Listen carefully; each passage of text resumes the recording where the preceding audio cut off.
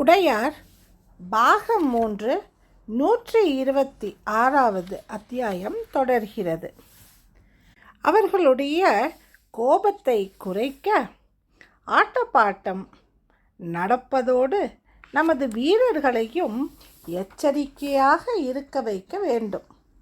இந்த எச்சரிக்கையில் சற்று கவனப்பிசகு வந்துவிட்டது. எச்சரிக்கையாக இருப்பது எப்படி? நமது வீரர்களுக்கு புரியவில்லை. இதோ இந்த யானையை ஏவிவிட்டதன் மூலம் ஒரு அளவு படைவீரனின் கடைசி ஆளுக்கும் இந்த எச்சரிக்கையின் அவசியம் புரிந்திருக்கும். இரவு காவலும் பகல் காவலும் நகர்ப்புறத்து ரோந்தும் இடையறாது செய்யப்பட வேண்டும். எவர் மீது சந்தேகம் வந்தாலும் தடுத்து நிறுத்தி விசாரிக்கப்பட வேண்டும் என்பது நமது படை வீரர்களுக்கு சொல்லப்பட வேண்டும். அதற்கு உண்டான பயிற்சியையும் தர வேண்டும். ஏன் பிரம்மராயர் முன்னரே செய்யவில்லை என்று யாரும் கேட்டுவிட வேணாம்.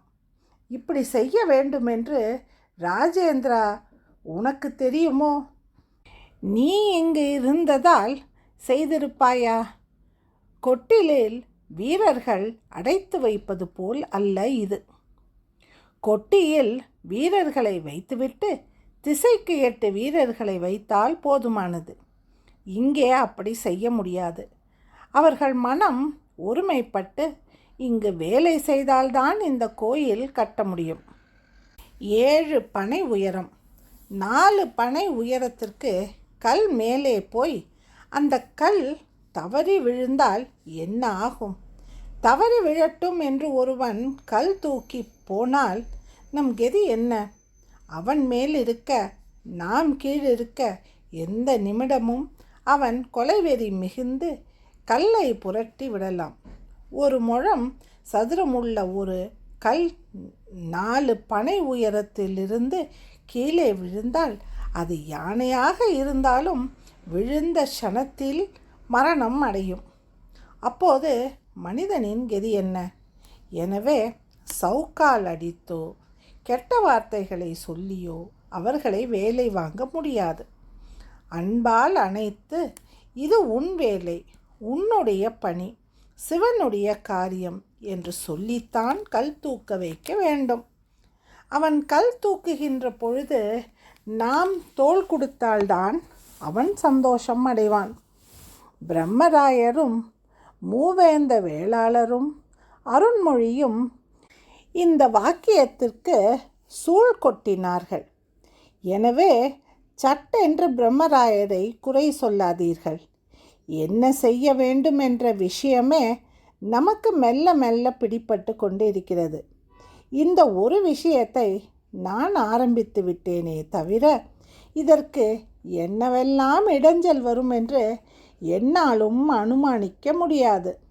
இடைஞ்சல்கள் வர வர நாம் அதை வேறறுத்து நகர்ந்து போக வேண்டியதுதான். யானை விழுந்துவிட்டது, என்ன செய்ய? அதை தோள் கொடுத்து தூக்கி வெளியே கொண்டு வந்து போட்டு அதை கட்டி இழுத்து கொண்டு போய் அந்த கொடும் காட்சியை ஊர் மக்கள் பார்க்க வேண்டுமா? அதனால்தான் மண் எடுத்து யானையை அங்கேயே அடக்கம் செய்யட்டும் என்று செய்துவிட்டேன். ஆக தேவரடியார்கள் சிலரை தவிர, சிற்பிகள் சிலரை தவிர வேறு யாரும் யானை இறந்ததை பார்க்கவில்லை. ஒரு யானை இறந்து போய் தரதரவென்று இழுத்து போகப்பட்டதை எவரும் பார்க்கவில்லை. அதுதானே அச்சான்யம்? விழுந்து செத்ததல்லவே. மறுபடியும் பிரம்மராயர் சூழ்கொட்டினார். சக்கரவர்த்தியினுடைய சிந்தனையும் செயலும் எவ்வளவு தெளிவாக இருக்கின்றன என்று நின்று வியந்தார். ராஜேந்திர சோழனுக்கு அது புரிந்தது. தந்தையை நோக்கி கைகூப்பினார். நானும் ஒரு க்ஷணம் என்ன என்று தெரியாமல் பயந்தேன். ஆனால் சிறிது நேரம் பொறுத்துதான் நீங்கள் செய்ததுதான் சரி என்று எனக்கு புரிந்து போயிற்று.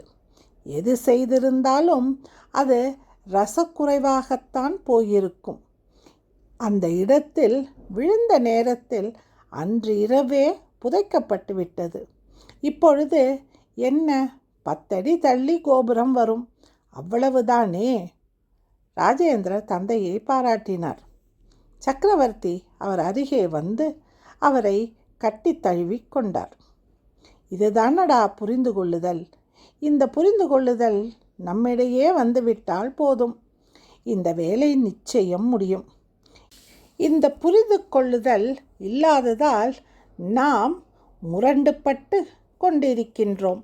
நமது முரண்தான் நம் வேலைக்கு முதல் எதிரி. இந்த வேலையில் ஏதேனும் குறை வந்தால் அதற்கு வேறு எவரும் காரணம் இல்லை.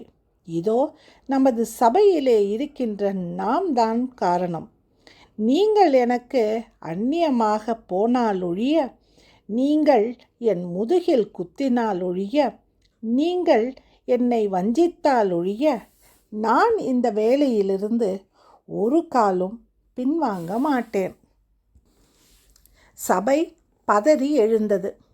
சக்கரவர்த்தி அவர்களே, என்ன பேசுகிறீர்கள்? மூவேந்தர் வேளாளர் பதறி எழுந்தார். அவர் குரல் உடைந்து அழுகை பிறந்தது. வயதான காரணத்தினால் உடம்பு தள்ளாடியது. அவர் தள்ளாட்டத்தை நிறுத்த சக்கரவர்த்தி அவர் உடம்பை பிடித்து கொண்டார். மற்றவர்களும் நெருங்கி வந்தார்கள். உங்கள் பேச்சுக்கு ஒரு வரைமுறை வேண்டாமா? உங்கள் முதுகில் குத்துவதும் உங்களை வஞ்சிப்பதும் நாங்கள் செய்வோமா? என்னையா, என்ன இது? பழுவேட்டரையர் கோபமாக கத்தினார். நீங்கள் யாரை நினைத்து பேசுகிறீர்கள்? இளவரசர் சீறினார். நான் உங்களுக்கு எதிராக பேசிவிட்டேன் என்பதால், நீங்கள் செய்த ஒரு காரியத்தை நான் மறுத்தேன் என்பதால் இப்படிப்பட்ட வார்த்தைகளை எல்லாம் இறைக்காதீர்கள். என்னை நினைத்துதானே உங்களுக்கு இந்த வார்த்தைகள் வந்திருக்கின்றன. ராஜேந்திர சோழர் கைவீசி பேச அவரை மெல்ல அருண்மொழி அடக்கினான். அதிகம் பேசாதே என்று செய்கையால் கேட்டுக்கொண்டான். கூட்டத்திலிருந்து பிரம்மராயர் தனித்திருந்து வெளியே போனார். தூணை பிடித்து கொண்டு கீழே இருந்த முற்றத்தை வெறும் வேடிக்கை பார்த்தார். அங்கிருந்து திரும்பினார். சக்கரவர்த்தி அவர்களே, எனக்கு ஓய்வு கொடுத்து விடுங்கள். இந்த வார்த்தைகள் கேட்பதற்காக நான் உங்களிடம் பிரம்மராயராக இல்லை. இந்த வார்த்தைகள் கேட்பதற்காக நான் உங்களிடம் சேனாதிபதியாகவும் இல்லை. இந்த வார்த்தையை கேட்பதற்காக நான் மும்முடி சோழ பிரம்மராயன் என்று பட்டம் பெறவில்லை. உங்களுக்கு உங்கள் அதிகாரிகளின் மீது நம்பிக்கை வரவில்லை என்றால் அது நாங்கள் செய்த பாவம், எங்கள் வேலையில் உள்ள பிசகு. இந்த வார்த்தைகளை நீங்கள் இறைத்ததன் நோக்கம் எங்களுக்கு தெரியவில்லை. ஆனால் இது கொடுத்த வழி மகத்தானதாக இருக்கிறது. உங்கள் முதுகில் குத்துவது என்ற ஒரு விஷயத்தை சர்வசாதாரணமாக வார்த்தையாக்கி சொல்லியிருக்கிறீர்களே, என்ன பாவம் செய்திருக்கின்றோம் என்று தெரியவில்லை. ஆனால் குஞ்சரமல்ல பெருந்தச்சன் மட்டும் இந்த வார்த்தைகளுக்கு அதிரவில்லை. சபை ஏன் தவறாக நினைத்து கொள்கிறது என்று புரியவில்லை. இந்த வேலை நிற்குமாயின் அதற்கு காரணம் என்ற ஒரு வார்த்தை சொன்னாரே தவிர, அதன் பொருட்டும் இந்த வேலை நிற்காது என்றுதான் நான் நினைத்து கொண்டிருக்கின்றேன். நீங்கள் ஒருபோதும் எந்த தவறும் செய்யப்போவது இல்லை, ஒரு எதிர்ப்பும் காட்டப்போவது இல்லை. நீங்கள் துணையாக இருக்க இந்த வேலை நிச்சயம் நடைபெறும் என்பதை வேறு விதமாக சக்கரவர்த்தி அவர்கள் சொல்கிறாரே தவிர, உங்களை யாரும் துரோகி என்று சொல்லிவிடவில்லை. எனவே கோபமாக பேசுவதை தயவு செய்து கொஞ்சம் கட்டுப்படுத்தி கொள்ளுங்கள். இளவரசர் பதற வேண்டிய அவசியமே இல்லை. அவர் சொல்கின்ற ஒரு உண்மையை தயவு செய்து புரிந்து கொள்ளுங்கள். நிற்காதையா, இந்த வேலை நிற்காது. இந்த வேலை நிற்குமாயின் இந்த சபை காரணம், அவ்வளவுதானே தவிர இதில் ஏன் இத்தனை கோபப்படுகிறீர்கள்? வார்த்தைகளை வேறு விதமாக புரிந்து கொண்டு ஏன் ஆத்திரப்படுகிறீர்கள்? குஞ்சரமல்லர் சொன்னது சரி. சக்கரவர்த்தி அவர் பேசியதை உடனடியாக ஆமோதித்தார். ஆனால் பழுவேட்டரையர் அதை ஏற்கவில்லை. நீங்கள் என் முதுகில் குத்தினால் ஒழிய என்று சக்கரவர்த்தியார் பேசியது எங்களை நோக செய்தது. பரம்பரையாக சோழ தேசத்திற்கு வேலை செய்த என் குலத்தையே இழிவுபடுத்தியது போல் இருக்கிறது. இது வெகு அதிகம் பழுவேட்டரையரே. அருண்மொழி மிருதுவான குரலில் அவரை சமாதானப்படுத்தினான். சக்கரவர்த்தி கைகூப்பினார். மன்னித்து கொள்ளுங்கள். இந்த சபை என் உயிரானது. இந்த சபை இல்லையெனில் சக்கரவர்த்தியாக நான் நிற்கவே முடியாது. ராஜராஜரின் ஒவ்வொரு வளர்ச்சிக்கும் நீங்கள் அல்லாமல் வேறு எவரும் காரணமில்லை. நீங்கள் மட்டுமா? இன்னும் வல்லவரையர் வந்தியத்தேவர், என் தமக்கை குந்தவையார், என் மருமகன் விமலாதித்தன் என்று பல பேர் காரணமாக இருக்கின்றார்கள். குஞ்சரமல்லன் சொன்னது போல இந்த இறைப்பணி ஒரு நாளும் நிற்காது என்று அழுத்தம் திருத்தமாக சொல்லவே விரும்புகின்றேன். சபை அமைதியாகிறது. மெல்ல பஞ்சவன்மாதேவி உள்ளே நகர்ந்தாள். சாப்பிட வரலாமே, சாப்பிட்டு கொண்டே பேசலாமே. இந்த மௌனத்தை சரியாக பயன்படுத்தி கொண்டாள். ஆமாம், அதுதான் நல்லது. சக்கரவர்த்தி எழுந்திருக்க எல்லோரும் எழுந்தார்கள். பட்ட மகிழ்ச்சி உள்ளே வேகமாக நடந்தாள். கைத்தட்டினாள். அதிகாரிச்சிகள் விரைவானார்கள். பெரிய பாத்திரம் கொண்டு வந்து அந்த இடத்திற்கே சொம்பு நீர் கொண்டு வந்து வெளியே கை நீட்ட சொல்லி கை கழுவ சொன்னார்கள். முதல் மாடியிலிருந்து ஒவ்வொருவரும் கை நீட்ட பெண்கள் நீர் ஊற்றினார்கள். சுவையான வெள்ளப்பிட்டு விதவிதமான பருப்புகள் போட்டு வறுத்தது பாத்திரத்தில் வைக்கப்பட்டிருந்தது. பிரம்மராயர் மட்டும் சொம்பு ஜலம் எடுத்துக்கொண்டு அந்த முற்றத்தின் முனைக்கு போய் கை கால் கழுவி கொண்டார். துணியை ஈரமாக்கி முகம் துடைத்து கொண்டார். சிறிது நேரம் கிழக்கு பார்த்து மாத்தியானம் சொன்னார். சூரியனை விரலுக்கு நடுவே வைத்து பார்த்தார். 3 உளுந்து அளவிற்கு நீர் குடித்தார். பிறகு மெல்ல காயத்ரி ஜபம் சொல்லியபடியே உள்ளே நுழைந்தார். மற்றவர்கள் அமர்ந்திருக்க பிரம்மராயர் கடைசியாக வந்து அமர்ந்ததும் அனைவரும் பிட்டு தொன்னையை எடுத்துக்கொண்டார்கள். உணவு பரிமாறப்பட்டது. சக்கரவர்த்தி அருகே சமமாய் ராஜேந்திரருக்கு ஆசனம் போடப்பட்டது. அதற்கு அருகே பழுவேட்டரையரும், சக்கரவர்த்தியின் இன்னொரு பக்கம் பிரம்மராயரும், பிரம்மராயருக்கு பக்கத்தில் மூவேந்த வேளாளரும் இருக்க அருண்மொழி கடைசி எல்லையில் அமர்ந்து கொண்டான். அருண்மொழிக்கு நேர் எதிரே நித்த வினோத பெருந்தச்சரும் இருந்தான். குஞ்சரமல்லர் அருண்மொழியின் எதிர்ப்பக்கம் 4 ஆசனங்கள் தள்ளி அரசருக்கு எதிரே அமர்ந்தார். வெள்ளப்பிட்டை முகர்ந்து பார்த்து, ஆஹா, பசுனை மனம் பிரமாதமாக இருக்கிறது என்று பாதி வெள்ளப்பிட்டை வாயில் கவிழ்த்து கொண்டார். குஞ்சரமல்லருக்கு பசி போலும். பஞ்சவன்மாதேவி அருகே வந்து இன்னும் வெள்ளப்பிட்டை தொன்னையில் இட்டாள். ஆமாம் அம்மா, எப்பொழுது பேசி முடிப்பார்கள் என்று காத்து கிடந்தேன். அதனால்தானே நல்ல பிள்ளையாகி சக்கரவர்த்தியை ஆதரித்தீர். பிரம்மராயர் உறக்கச் சொல்ல அங்கு உள்ளவர்கள் வாய்விட்டு சிரித்தார்கள். உணவு சாப்பிடும் வரை மௌனமாக இருந்தார்கள். சாதமும் குழம்பும் அவரைக்காய் பொரியலும் முருங்கைக்காய் கூட்டும் எலும்பச்சை பழ ரசமும் பரிமாறப்பட்டன.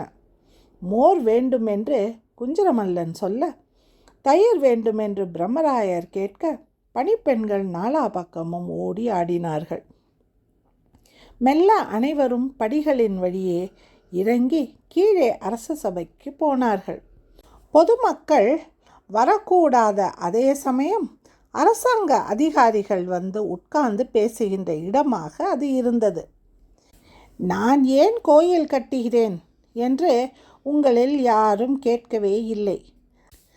ஆங்காங்கே வேறு எவரோடோ குறைப்பட்டிருக்கிறீர்களே தவிர என்னிடம் நேரடியாய் அதிகாரிகள் யாரும் முறைப்பு காட்டியது இல்லை. ராஜேந்திரன் இதை புரிந்து கொள்ளாமல் பேசுகின்றான். எனவே அடிப்படையாய் நான் கோயில் கட்ட ஆசைப்படுகின்ற விஷயம் பற்றி உங்களோடு மனம் திறந்து பேச விரும்புகின்றேன். உத்தம சோழனே ஆண்டு கொள்ளட்டும் என்று விலகியிருந்து மக்களோடு மக்களாக பழகி வந்த காலகட்டம். செம்பியன் மாதேவியும் உத்தம சோழ தேசத்தின் எல்லா பக்கங்களுக்கும் நகர்ந்து தங்களை பெருமிதமாக காட்டிக்கொண்ட நேரம். பிரம்மராயர்களாக ரவிதாசனும் பரமேஸ்வரனும் ஆளுமையில் இருந்த காலம்.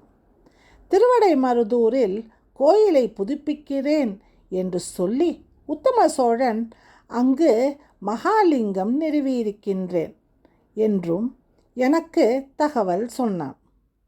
ஒரு முறை நேரே சந்தித்த போது, நீங்கள் வந்து பார்க்க வேண்டும், என் தாயார் ஆசீர்வாதத்தால் நான் அற்புதமான கலைக்கோயில்கள் எழுப்பிக் கொண்டிருக்கின்றேன் என்று பெருமை பொங்க சொன்னான். எனக்கு அவன் பேச்சு அலுப்பாக இருந்தது.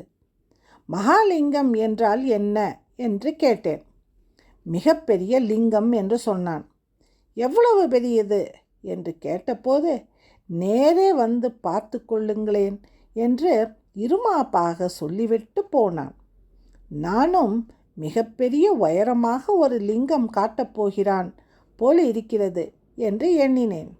ஆனால் திருவிடைமருதூருக்கு வந்து அவன் செப்பனிட்ட கோயிலை பார்த்து உள்ளே போய் மகாலிங்கத்தை பார்த்து அது நான் நினைத்த அளவுக்கு பெரிதாக இல்லை.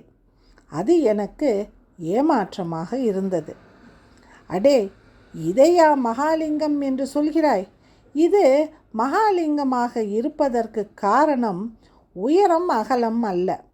இது ஒரு அற்புதமான க்ஷேத்திரம், ஈசனுடைய குடியிருப்பு இருக்கின்ற இடம். இது புரியாமல் மிகப்பெரிய கோயில் மிகப்பெரிய கோயில் என்று சொல்லிக் கொண்டிருக்கின்றாயே என்று மனதுக்குள் மருகினேன். அந்த நேரம் கோயிலை விட்டு வெளியே வருகின்ற நேரம் எனக்கு ஒரு கேள்வி எழுந்தது. நீ கோயிலை கட்டுவதென்றால் எவ்வளவு பெரிய கோயில் கட்டுவாய் என்று வினவினேன். மிகப்பெரிய லிங்கம், மிகப்பெரிய விமானம் என்று அப்பொழுதுதான் தோன்றியது. மிகப்பெரிய என்றால் என்ன? ஒரு மலையின் உயரத்திற்கு என்று தோன்றியது. அப்பொழுது லிங்கம் எவ்வளவு பெரியதாக இருக்க வேண்டும் என்று இன்னொரு கேள்வி எழுந்தது எனக்குள்ளே. நான் ஒரு அளவு வைத்து கொண்டேன். 4 ஆள் உயரத்திற்கு, அதாவது 1.5 கோல் உயரத்திற்கு ஒரு லிங்கம் எழுப்ப வேண்டும் என்று தோன்றியது. அதற்கு அபிஷேகம் செய்தால் எப்படி இருக்கும்? அதை மாலை சாற்றி வணங்கினால் எப்படி இருக்கும்? அதன் மீது உயரமிருந்து பல பெண்கள் பூச்சொரிய கீழிருந்து பார்த்தால் எப்படி இருக்கும் என்று கற்பனைகள் ஓட ஆரம்பித்தன. எப்பொழுதோ காஞ்சியில் நான் பார்த்த கைலாசநாதர் கோயிலின் உருவமும் மனதில் தோன்றியது. கோவிலை நான் ஆற்றங்கரை மணல் மேட்டின் மீது வரைந்தேன். அப்பொழுது என் தமக்கை குந்தவையும் இருந்தாள். இது என்ன கோயில் என்று கேட்டாள். நான் கட்டப்போகும் கோயில் என்று சொன்னேன். அப்படியா? அதன் உயரம் என்ன என்று வினவினார். நான் என்னுடைய சுண்டு விரல்களால் 2 புள்ளிகள் குத்தி, இதுதான் வந்தியத்தேவர், இதுதான் குந்தவை என்று பதில் சொன்னேன். அடே அப்பா, இது 7 பனை உயரமுள்ள கோயிலாக இருக்கும் போல் இருக்கிறதே என்று என் தமக்கையார்தான் வாய்விட்டு சொன்னார்கள். அன்றிலிருந்து மனதுக்குள் 7 பனை உயரமுள்ள கோயில் என்று ஒரு எண்ணம் வந்துவிட்டது.